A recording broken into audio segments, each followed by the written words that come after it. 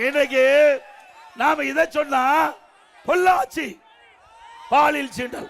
திரு ஸ்டாலின் அவர்களே, பொள்ளாச்சியில் நடைபெற்ற சம்பவங்கள் உடனடியாக நியாயமாக விசாரணை நடைபெற வேண்டும் என்பதற்கு சிபிஐக்கு உத்தரவிட்ட அரசாங்கம் அதிமுக அரசாங்கம்.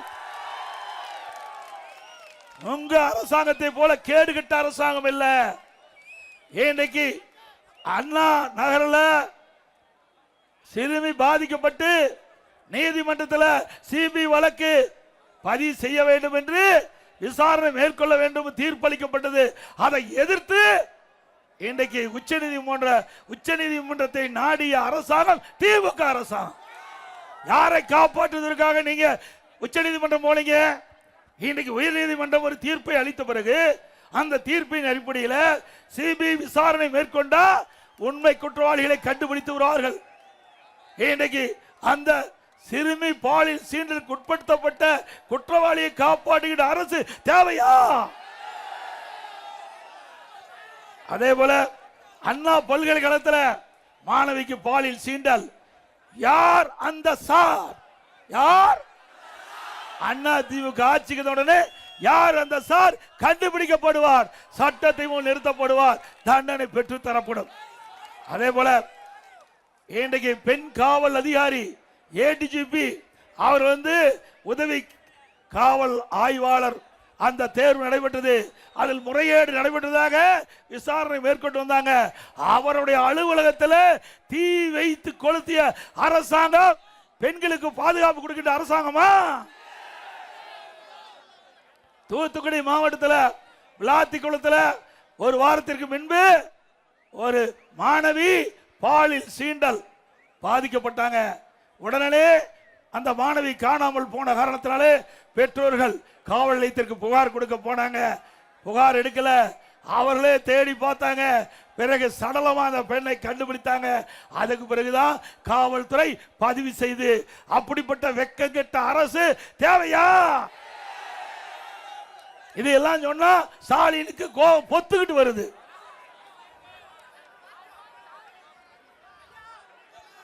இன்றைக்கு ஸ்டாலின் சொல்றார், எடப்பாடி பழனிசாமி பாரதிய ஜனதாவுக்கு அடிமையா. நாம் அடிமையா இருக்கிறோமா? நாங்க மட்டுமல்ல, எங்க கூட்டணியில் அங்கம் வைக்கின்ற கட்சி கூட அடிமை கிடையாது. நியாயத்திற்காக போராடுவோம், மக்களுடைய பிரச்சனைக்காக போராடுவோம், தமிழ்நாட்டுக்கு நன்மை பேய்க்கக்கூடிய திட்டத்திற்கு ஆதரவு கொடுப்போம். தமிழ்நாட்டு மக்களுக்கு எதிராக எந்த வடிவத்திலே வந்தாலும் நாங்கள் அனுமதிக்க மாட்டோம், அதை எதிர்ப்போம். அதுதான் எங்களுடைய நிலைப்பாடு. திரு ஸ்டாலின் அவர்களே, உங்களை போல பூஜா தூக்குற கட்சி அண்ணா திமுக கட்சியில எங்க கூட்டணி கட்சி அல்ல. இன்றைக்கு ஸ்டாலின் எதிர்கட்சியா இருக்கின்ற பொழுது பாரத பிரதமர் சென்னைக்கு வந்த போது கருப்பு பலூன் விட்டார், கருப்பு கொடி பிடித்தார். ஆளுங்கட்சியா வந்தார், முதலமைச்சர் ஆனார். பாரத பிரதமர் சென்னைக்கு வந்த போது வெள்ளை குடை பிடித்த வேந்தன் ஸ்டாலின். அசிங்கமா இல்ல பேசுறதுக்கு? எத்தனை முறை? 3 முறை சென்னைக்கு அழைச்சிங்க. தமிழ்நாட்டுக்கு வந்தார் திரு மோடி அவர்கள். மத்திய அரசு திட்டம் கலைவாணர் அரங்கில் அந்த நிகழ்ச்சி ஏற்படுத்தி இருந்தார் நம்முடைய முதலமைச்சர் திரு ஸ்டாலின் அவர்கள். அப்பொழுது அடிக்கல் நாட்டப்பட்டு அவருக்கு வரவேற்பு கொடுத்தீங்க, ரத்தன கம்பளம் விரிச்சு வரவேற்பு கொடுத்தீங்க. அப்போ பிரைம் மினிஸ்டருடைய தயவு தேவை. ஆனா வெளியிலே பேசுவது ஒன்று, செயல்படுவது ஒன்று. இப்படி இரட்டை வேடம் போடுகின்ற கட்சி திமுக கட்சி. திமுக தலைவர் திரு ஸ்டாலின் அவர்களே, நாங்கள் எப்பொழுதும் அடிமை கிடையாது. உதாரணத்துக்கு கொண்டு சொல்கிறோம், காவிரி நதிநீர் பிரச்சனை உச்சநீதிமன்ற தீர்ப்பு அளிக்கப்பட்டு விட்டது. அந்த தீர்ப்பை அமல்படுத்த மத்திய அரசு காலம் தாழ்த்தியது. பாரதிய ஜனதாவோடு அண்ணா திமுக கூட்டணி வச்சிருந்தது.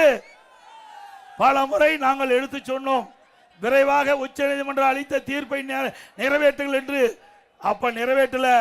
கூட்டணியில் அங்க வைத்தாலும் தமிழ்நாட்டினுடைய மக்களுடைய நலன் சார்ந்த பிரச்சனை, விவசாயியுடைய பிரச்சனை. நம்முடைய நாடாளுமன்ற 37 பேர் இன்றைக்கு உடனடியாக உச்சநீதிமன்றம் அளித்த தீர்ப்பை நீங்கள் அமுல்படுத்த வேண்டும் என்று கோரிக்கை வச்சு 22 நாட்கள் நாடாளுமன்றத்தை முடக்கிய கட்சி அதிமுக கட்சி.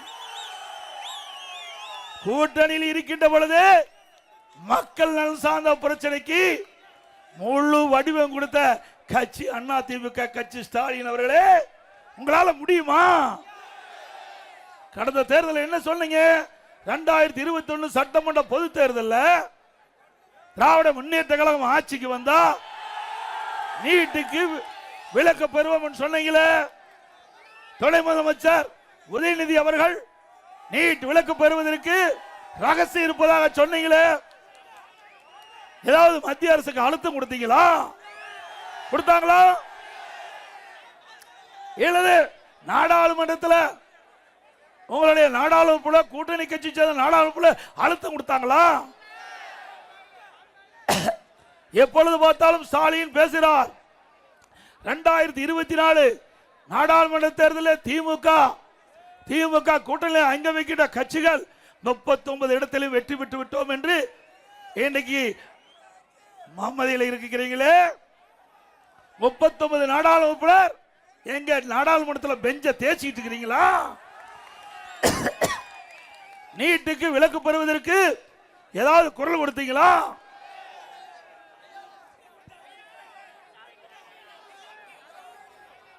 எங்களை போல தமிழ்நாட்டுடைய பிரச்சனையை தீர்ப்பதற்கு நாடாளுமன்றத்தில் குரல் கொடுக்க திராணி உங்களுக்கு இருந்ததா?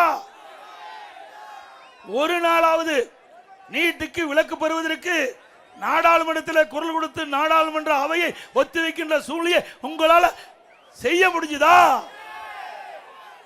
ஸ்டாலின் அவர்களே, தில்லு திராணி தெம்பு ஒண்ணும் இல்லாத கட்சி திமுக கட்சி.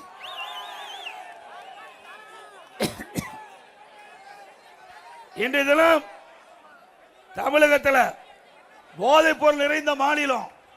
எங்க பார்த்தாலும் கஞ்சா விக்குதுல விக்குதா இல்லைங்களா? கிராமத்திலிருந்து நகரம் வரை சந்து பொந்து மூளை முடுக்கு எல்லா இடத்திலையும் கஞ்சா விற்பனை அமோகமா நடக்குது. திமுக ஆட்சிக்கு வந்த உடனே ஒரே ஆண்டில் தமிழகத்தில் கஞ்சா புழக்க அதிகரித்து விட்டது. சட்டமன்றத்தில் பிரதான எதிர்கட்சி என்ற முறையில் முதலமைச்சருடைய கவனத்திற்கு கொண்டு வந்தேன். திரு ஸ்டாலின் அவர்களே, தமிழகத்தில் கஞ்சா போதைப் பொருள் எல்லா இடத்திலையும் தாராளமாக விற்பனை செய்யப்படுகிறது. அதை தடுத்து நிறுத்துங்கள் என்று பல முறை சொன்னோம். தொலைக்காட்சியின் வாயிலாக பேட்டி கொடுத்தோம், பத்திரிகையின் வாயிலாக அறிக்கை கொடுத்தோம். ஒண்ணுமே நடக்கல. இந்த போதை ஆசாமியால், கஞ்சா போதை ஆசாமியால் தமிழகத்தில் அன்றாடம் கொலை, கொள்ளை, திருட்டு, வழிப்பறிவு, பாலியல் வன்கொடுமை நடக்காத நாளே இல்லை. நடக்குதில்ல? அதை சொன்னா இன்றைக்கு ஈரோட்டில் தேவையில்லாத பதில முதலமைச்சர் பதிவிக்கிறார். திரு ஸ்டாலின் அவர்களே, உங்களுக்கு மனசாட்சி இருந்தால் உங்களுடைய புள்ளி விவரத்தின்படி நீங்கள் அதை எடுத்து படித்து பாருங்கள். நாங்கள் சொல்வது சரியா தவறா என்று அதை சிந்தித்து பேசுங்கள். புள்ளி விவரத்தோடு நாங்கள் பேசிட்டு இருக்கிறோம். ஆக இதற்கு அடிப்படை காரணமே இந்த போதை ஆசாமியால் கஞ்சா பயன்படுத்துகின்றவர்கள், நம்முடைய இளைஞர்கள், மாணவர்கள் இந்த கஞ்சா பயன்படுத்தி சீரழியக்கூடிய நிலை இந்த ஆட்சியிலே பார்க்கப்படுகிறது. நாம் பெற்ற பிள்ளைகள் நம் கண் முன்னே அழிகின்ற நிலை இந்த ஆட்சியிலே பார்க்கிறோம். இப்படிப்பட்ட கொடுமையான ஆட்சி தேவையா?